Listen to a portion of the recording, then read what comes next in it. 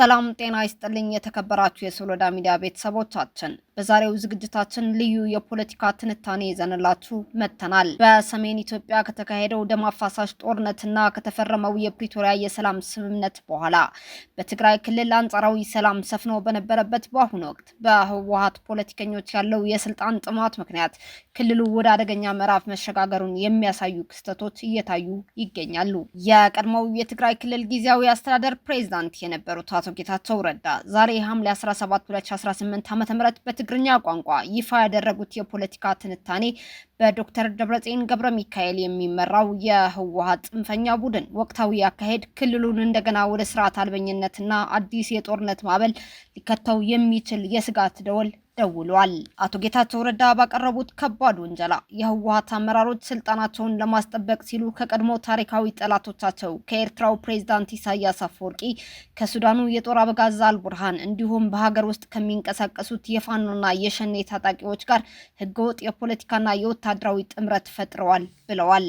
ይህ በአቶ ጌታቸው ረዳ የተጻፈ የፖለቲካ ትንታኔ መሰረት በማድረግ የተነሱትን ዋና ዋና ወንጀላዎች፣ የቀረቡትን ወታደራዊ ስሌቶች፣ አዲሱን የክልላዊና ቀጠናዊ ኃይሎች አሰላለፍና ይህ ክስተት በትግራይ ህዝብና በኢትዮጵያ ዘላቂ ሰላም ላይ የሚያደርሰውን ፖለቲካዊና ማህበራዊ ተጽዕኖ በጥልቀት ይመረምራል። ወደ ዝርዝር ትንታኔው ከማለፋችን በፊት ለቻናላችን አዲስ ከሆናችሁ ሰብስክራይብ በማድረግ የደወል ምልክቷን ተጫኑ።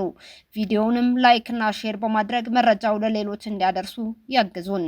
አሁን በቀጥታ ወደ አቶ ጌታቸው ረዳ የፖለቲካ ትንታኔ እንለፍ። ይህንን ስርዓት ጨርሶ ለአንዴና ለመጨረሻ ጊዜ ለማስወገድ የቅርብ ወዳጆች አሉን ይላል የህወሓት ተረፈ መረፍ አመራር። በአንድ ቡድን የጭቆና ግዛት ተቆራኝተህ የምትገኝ የትግራይ ህዝብ ሆይ አሁን ንቃ። ኋላ ቀሩ ቡድን አሁን አጋሮችን አከማችቶ መከራና ጥፋት ሊያወርድብህ ወገቡን ታጥቋል።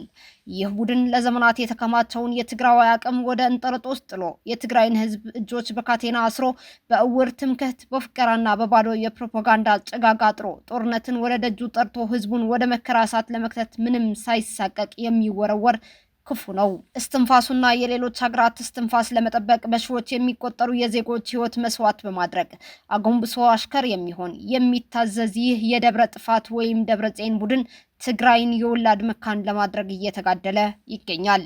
ይህ ቡድን ትላንት ፌዴራል ሊወረን እየመጣ ነው ከሚል ቆሻሻ ዘመኑ ያለፈበት ፕሮፓጋንዳው አሁን ደግሞ ዝግጅታችንን ስለጨረስን ከአጋሮቻችን ጋር ሆነን ከአዲስ አበባ ደጅ ስራችንን እንጀምራለን ወደሚል ትምክህትና ፉከራ ዘሏል።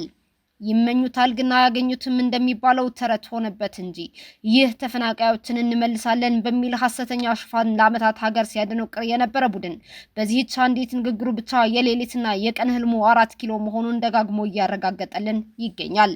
እጅና እግር አልባው የህወሓት ተረፈ መረፍ መሪነት ሰውን ለማታለል ወዳጆችን አፍርተናል እያለ መዝጊያና መክፈቻ የሌለው ንግግር የሚያደርግበትን ስብሰባ ሲያካሂድ እየተሰማ ይገኛል።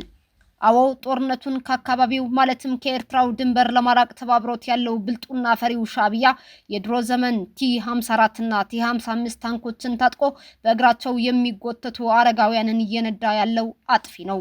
የሻዕቢያ ሰራዊት አሁን በመዳፉ ውስጥ አስገብቶ የሚያሽከረክራቸውን እነ ጀነራል ምግባ ኃይለን እና ጀነራል ጆን መዲድን ትላንት ቃታ መሳቢያ ያስለመድናቸው ተሸክመን አዲስ አበባ ያስገባናቸው ሱሪ ያስታጠቅናቸው ህፃናት ነበሩ እያሉ የሚያፌዙባቸው እነሱ አይደሉም ወይ?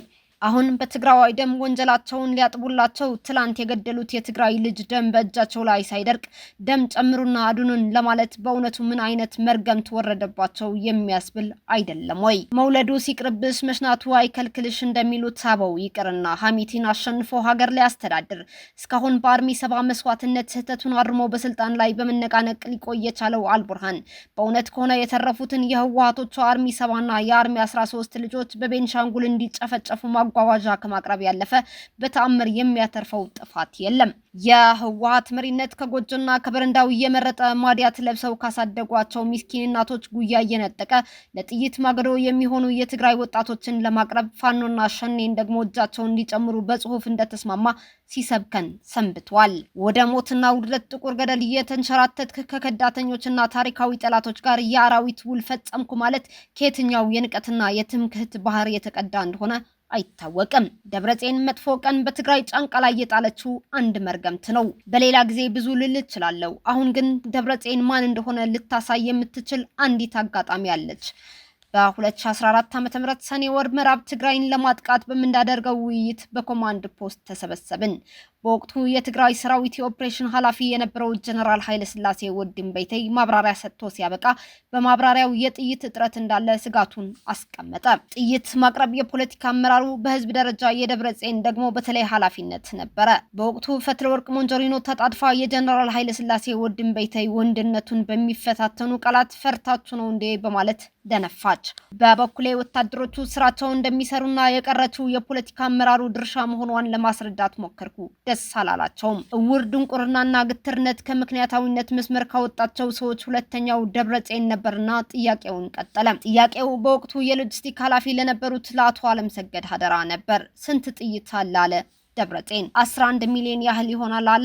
የድሽቃ ግን አነስተኛ ነው ሲልም መለሰ አለምሰገድ ሀደራ። ስንት የጠላት ኃይል አለን ብሎ ጨመረ ለተወልደ እንብብ። ጥያቄው በደብረጽዮን የተነሳ ነበር። ፋኖ መከላከያና ሻዕቢያን ጨምሮ ወደ 1.1 ሚሊዮን ያህል ይሆናል አለ ተወልደ እንብብ። ደብረጽዮን ቀጥሎ ሰራዊቱ ኢላማ የመምታት ውጤቱን ንገረኝ ያለው ለጀነራል ታደሰ 60 ወይም 70% ይመታል ብሎ መለሰለት ጀነራል ታደሰ ወረደ። ስለዚህ አለ ደብረጽዮን የመጣውን ጠላት በሙሉ ጨርሰን 30% ጥይት ሊተርፈን ይችላል አለ ደብረጽዮን። በወቅቱ እኔ ጠላት ተሰልፎ መጥቶ አንድ በአንድ ልንረሽ ነው እንዴ ብዬ ጠየቅኩት። አካሄዱ ስላስደነገጠኝ ጀነራል ታደሰ ወረደ በወቅቱ ተው እንጂ ቃዣለኝ።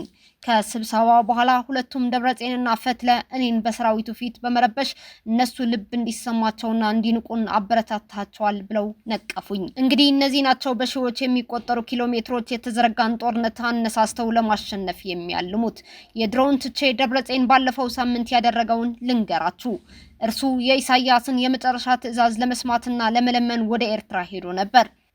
ጦርነት ጀምር ካልከኝ የነፍስ ወከፍ መሳሪያ 4 ጭነት ጥይት ስጠኝ ይለዋል። የወዲባቤ ምክር ሰምቶ የኢሳያስ የሥራ ባልደረቦች የሰጡት አጭር መልስ ባለህ ጀምር እኔ በቀጣይ አቀርብልሃለሁ የሚል ብቻ ነበር። ለኢሳያስ ከዳተኝነትና ለደብረ ጥፋት ወይም ደብረጽዮን የስልጣን ስግብግብነት ማርኪያ የትግራይ ወጣቶች ቢያልቁ አያሳዝንም ወይ? ስለ ኢሳያስ እድሜ ሲባል ትግራይ የጦር ሜዳ ብትሆን ህዝባችን ቢጠፋ አያሳዝንም ወይ? ጥምረት ወይም ጽምዶ ማለት ኤርትራ አደጋዎቿን ከኤርትራ የምታባረርበት አልቡርሃን ደግሞ በትግራውያን ደም የተሰበረ ወንበሩን የሚያቆይበት ትግራይ በእሳት የምትቃጠልበት የጥፋት ጋብቻ ነው። በሀገር ውስጥም ሆነ በውጭ ተሸጉጦ አብይ ወድቆለት ተረኛ አስተዳዳሪ ለመሆን የሚቋምጥና አጋጣሚን የሚጠብቅ ስግብግብ የሚደንስበት እስራት ነው ጽምዶ ማለት። ትግራይ ተበድላ ተጨቁና ሰው የማይሸከመው የመከራ መቅሰፍት ወርዶባታል ብሎ ከህዝቡ ጎን ለመሰለፍ ከልቡ ይጓጓ የነበረው የዓለም በጎ አድራጊ በዚህ ጥምረት ምክንያት ልቡ ተዘግቶ እነዚህ እኮ ራሳቸው የመከራ ጥሪ አድራጊዎች ናቸው ብሎ ዘርግቶት የነበረው እጁን እንዲሰበስብ የሚያደርግ አደገኛ ጥምረት ነው ጽምዶ ማለት። ነባራዊው እኮ ሰላም እንፈልጋለን ብለው መጮህ ነበር። አሁን ግን በግልጽ 4 ኪሎ እንገባለን እያሉን ይገኛሉ። የትግራይ ህዝብ ሆይ ስለዚህ ይህ ከተጠያቂነት ለማምለጥ ሰማይ ተደግፎ የሚያደር ቡድን ትላንትና ገድሎ ሊጨርስህ መጥቶ ከተሸነፈው ደመኛ ጠላትህ ጋር ተሻርኮ በሚሊዮን የሚቆጠሩ ልጆችን በልቶ የሚያስጨርስ የሰላም ጠላት ቡድን እንጂ ያንተ አይደለም። ስለዚህ ከጫንቃህ ላይ አውርደህ ጣላቸው። ከነሱ የሚቀል ነገር የለምና እነዚህ ሰዎች ለትግራይ በርና መስኮት የሌላት ባዶ ቤት፣ ለትግራይ ወላጆች ደግሞ ጧሪና ቀባሪ የሌላቸው ባዶ ቀሪዎች እንዲሆኑ እያደረጋቸው ይገኛል። ተማጽናችሁም ሆነ ለምናችሁ የሚመጣ ለውጥ እንዳትጠብቁ። እነዚህ እኩይ አድራጊዎች የሚወገዱበት ጊዜው አሁን ነው። ህዝባችን ይጥፋ ወይስ እኩይ አድራጊዎቹ ይጥፉ ነው አሁን ያለው ጥያቄ። ጌታቸው ረዳ ሐምሌ 17 2018 ዓ.ም። ክቡራትና ክቡራን የሶሎዳ ሚዲያ ቤተሰቦቻችን የዛሬውን የፖለቲካ ትንታኔዎችን በዚሁ እናጠቃልላለን። በአጠቃላይ የአቶ ጌታቸው ረዳ ይፋዊ መግለጫ የሚያሳየው በትግራይ ክልል ውስጥ ያለው የፖለቲካ ሁኔታ ከመቼውም ጊዜ በላይ ወደ ከፋ ደረጃ መድረሱንና የቀጠናው አስተላለፍም አዲስ ገጽታ የያዘ መምጣቱን ነው።